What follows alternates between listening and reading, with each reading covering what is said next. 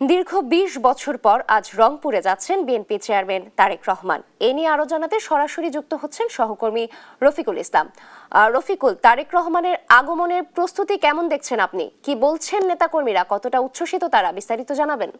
নাবিলা, আপনি জানেন যে উত্তরাঞ্চলের যে সফর, সেই সফর কিন্তু গতকালের মধ্য দিয়েই শুরু হয়েছে। জনাব তারেক রহমান তিনি রাজশাহী, নওগাঁ এবং বগুড়ার পর আজ রংপুরে আসবেন। বিকেল 4টার দিকে রংপুরের যে পীরগঞ্জ জুলাই অভ্যুত্থানের প্রথম শহীদ আবু সাইদের কবর জিয়ারতের মধ্য দিয়ে এই রংপুরের যে কর্মসূচি, সেই কর্মসূচি শুরু হবে।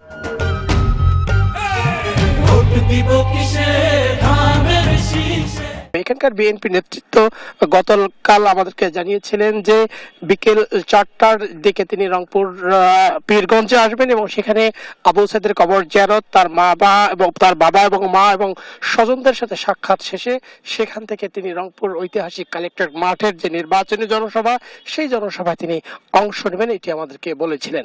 আপনি বলেছিলেন যে এই যে প্রস্তুতির কথাটা যদি আমরা বলি, সেটি হচ্ছে যে গতকাল একদিনের এই ঘোষণায় গতকালই এখানকার যে মঞ্চ, সেই মঞ্চ প্রস্তুত করা হয়েছে, মাঠ প্রস্তুত করা হয়েছে।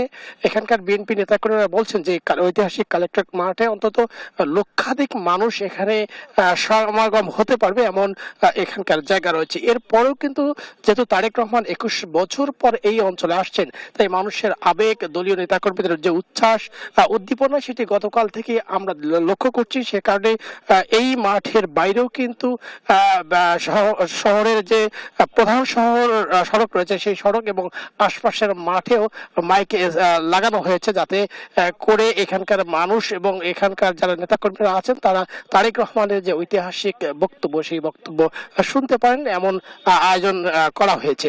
একই সঙ্গে আমি যদি আপনাকে বলি যে এখানকার মহানগর পুলিশ কমিশনার জনাব মজিদ আলী, তিনি আমাদেরকে জানিয়েছেন যে এই নির্বাচন এবং এই নির্বাচনের যে জনসভা তারেক রহমানের, সেই জনসভাকে ঘিরে যে নিরাপত্তা, সেই নিরাপত্তা পর্যাপ্ত সংখ্যক আইন শৃঙ্খলা রক্ষাকারী বাহিনী প্রস্তুত রাখা হয়েছে।